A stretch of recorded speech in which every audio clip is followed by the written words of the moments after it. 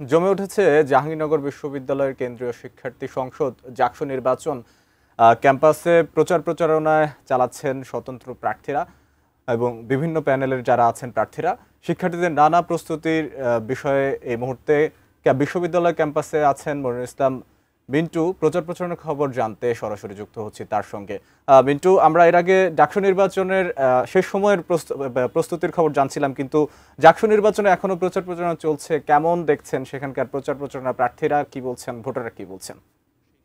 আগে যেমন প্যানেল বা জোট সমর্থিত প্রার্থীরা তারা একসঙ্গে তারা নির্বাচন প্রচারও চালাচ্ছিলেন, এখন আসলে মূলত আসলে সবাই ভাগ ভাগ হয়ে এই গণসংযোগ সেটি করছেন। সেটি যদি বলি হল থেকে শুরু করে সেটি ক্যাম্পাস পর্যায় পর্যন্ত, এবং এই নির্বাচন নিয়ে যারা ভোটার প্রায় 12,000 ভোটার এবং নারী এবং পুরুষ ভোটার বা ছাত্রছাত্রী প্রায় সমান। এবং এই নির্বাচনকে কেন্দ্র করে যারা প্রার্থীরা রয়েছেন তারা তো নানা প্রতিশ্রুতি দিচ্ছেনই, ভোটারদের মধ্যেও কিন্তু আসলে এই নির্বাচন নিয়ে দারুণ আলোচনা রয়েছে। আমরা কয়েকজনের সাথে একটু কথা বলতে চাই যে এই আজকেই তো আসলে আগামীকালকে প্রচার প্রচারণা শেষ হচ্ছে এবং প্রার্থীরা তো আপনাদের কাছে আসছে, নানা প্রতিশ্রুতি দিচ্ছে। তো নির্বাচনের প্রচার প্রচারণা আপনি কিভাবে দেখছেন?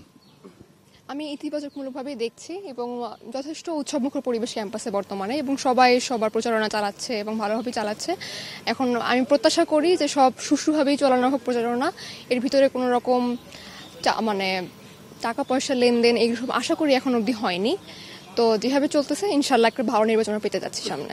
আমরা একটু জানতে চাই যে এই ক্যাম্পাসে আপনি আসলে কি কি সমস্যা দেখেন এবং সেই সমস্যাগুলো এই যে নির্বাচনের মাধ্যমে জনপ্রতিনিধি আসবে তারা সমাধান করবে বলে আশা করেন?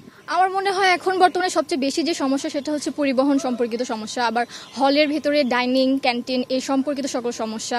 তো এই সব সমস্যা সমাধানের জন্য যারা আমরা প্রতিনিধি হিসেবে চাই যাদেরকে, যাতে তারা ভালো মতো এই জিনিসগুলো ঠিক করতে পারে সবাই। এটি আচ্ছা, আপনার কাছে প্রশ্ন হচ্ছে যে এই যে প্রার্থীদের জয় পরাজয়ের ক্ষেত্রে সেক্ষেত্রে